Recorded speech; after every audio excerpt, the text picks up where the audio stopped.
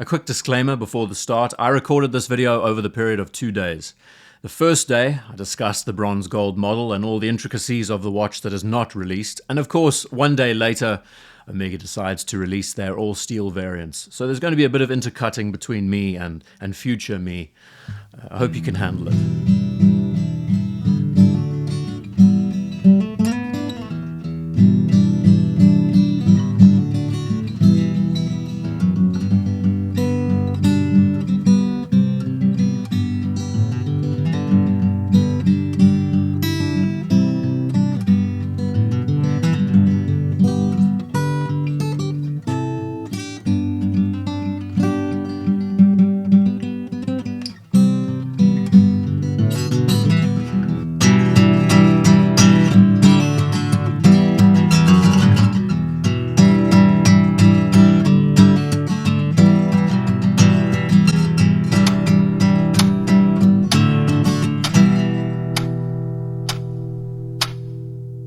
So I was considering not putting a video together on this piece. We've seen enough rumors and speculations about these watches, but yet again, Daniel Craig has been seen wearing a particular unreleased Omega. Again, at an exclusive event, and it's getting quite repetitive. I didn't think there was much to talk about with a topic like this, but then I do love putting a good render together. I do love speculating the types of materials chosen, the colorways. And with this model, the unveiling hasn't been as obvious as the previous Summer Olympics model was. So I'm going to break this video up into 3 parts. The first part discussing the Summer Olympics model that we saw arrived a few months ago. The second part discussing the materials chosen for this out there variant.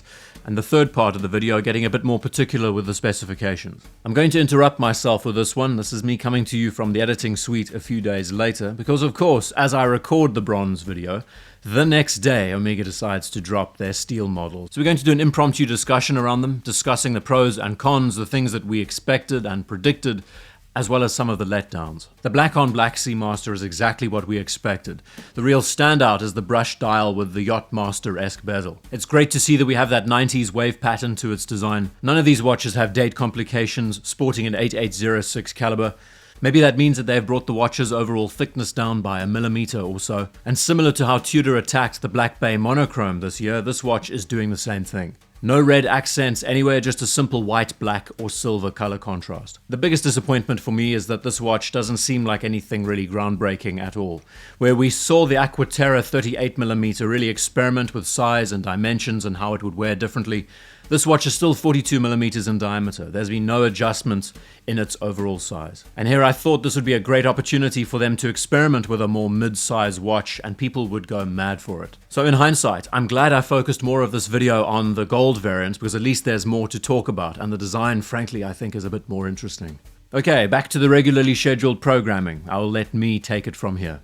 One of the most subtle and interesting unveilings happened during the Paris Summer Olympics. The internet was ablaze with images of Craig wearing a black on black Seamaster on a mesh bracelet. Now there were rumors about it being a different size, about it being a thinner watch, obviously rumors that I helped stoke the fire. But the one thing that we've all caught onto that I think a lot of us like is the fact that the dial is now calling back to the 90s variants. In many ways, these pieces are pulling inspiration from the Bond's 60th anniversary model, and I think that is only good news. You can never go wrong with a simple black colorway, anodized aluminium bezel, and the mesh bracelet that these watches are coming on. Love it or hate it, I think they're here to stay. What I for one enjoy the most is it seems like these watches are harkening back to the 165.024, and we're getting closer and closer to that 1960s variant. Now just a few days ago, Daniel Craig attended the Governor's Awards in Los Angeles.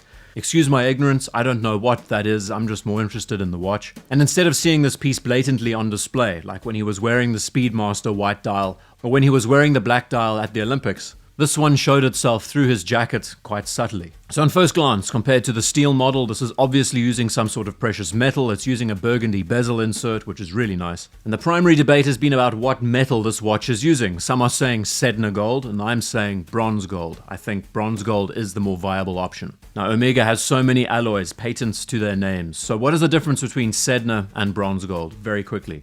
Sedna gold is about 75% gold, where bronze gold is 37.5%. So between the two, Sedna gold is technically 18 karat, where bronze gold is 9 karat. That's all you really have to know. The composition of the alloy is also slightly different.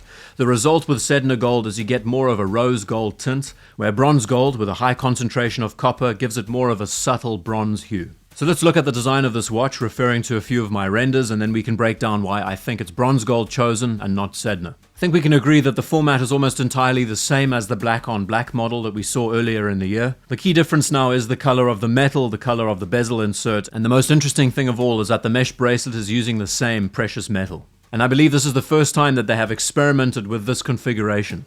The debate is still ongoing whether or not it's a black dial or a tropic brown dial. I much prefer the brown dial personally. And for the sake of difference, I've gone with both a tropical dial and a black dial to show you the variance. The black dial is more punchy, but I think the tropic dial just blends it all together much nicer. We can also see that the surrounds on the plots, the hands, have also been color matched with the case material. Now, stepping back and looking at it, I think there's such a nice 70s feel to this design. It reminds me of a very specific Apollo mission Speedmaster that came out as an anniversary or a special edition. I'll have to find the reference. But just from a design front, the touches of brown with a hint of gold that's subtle, it works extremely well. And so to the question, Sedna or bronze gold? I'm going with bronze gold because Sedna gold is 18 karat. It's soft.